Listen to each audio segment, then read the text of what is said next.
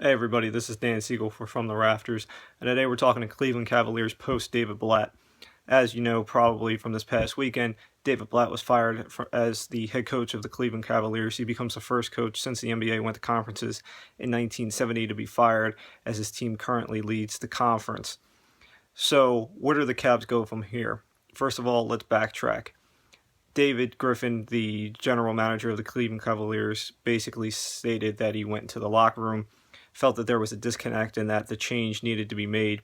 I find that hard to believe, considering basically within 10 minutes after Blatt's firing, assistant coach Tyronn Lue wasn't hired as the interim head coach for the remainder of the season, but yet was given a multi-year deal. Seems like something that would have been in the works for a while. Number two, the idea that LeBron was not consulted or had no idea that Blatt was being fired is ludicrous to believe. Your major star who already left town once, who has the opportunity to opt out and leave again, not being consulted on a change at head coach is not in any realm of reality. Not to mention, as reports come out and as we kind of already knew already, LeBron didn't like Eric Spoelstra in Miami. He wanted Eric Spoelstra out, and that's supposedly the main reason that he left Miami to come back to Cleveland. He never got along with Blatt. He apparently is close with Tyronn Lue, hence the change. The difference in Miami, Eric Spoelstra was backed by Pat Riley. Riley has a lot of rings. People listen. In Cleveland, Blatt was backed by David Griffin and Dan Gilbert. We've seen how Dan Gilbert works. Doesn't really carry any weight.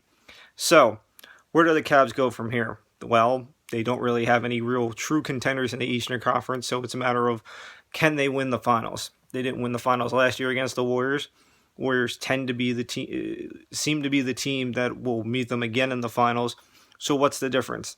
There is no difference. The problem with the Cavs from last year, they haven't changed. They re-upped the problem, and the problem is Kevin Love. In Miami, LeBron's big three with him, Wade, and Bosh, they all had roles. They all knew how to work together. Kevin Love has never fit in as a Cleveland Cavalier.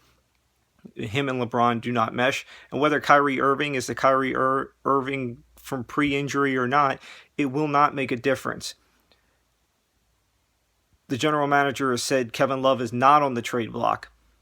Do we believe him or not? Remains to be seen. Should he be on the trade block? Absolutely. The Cavaliers need to make a move for now and for the future.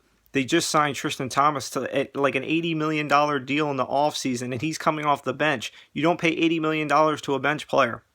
So, where do the Cleveland Cavaliers go from here? My suggestion, they make a move. They trade Kevin Love.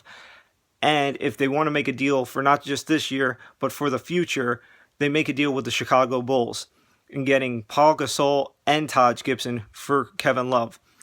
From a Bulls perspective, Gasol on the way out, Taj Gibson, they've been floating the idea of moving anyway after giving him the extension.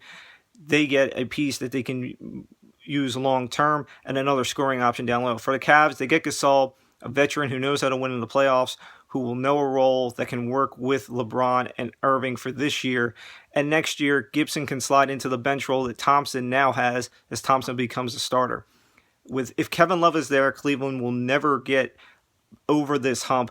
LeBron will not only not win a championship in Cleveland, but will also soon feel the pressure and be urged to bolt again.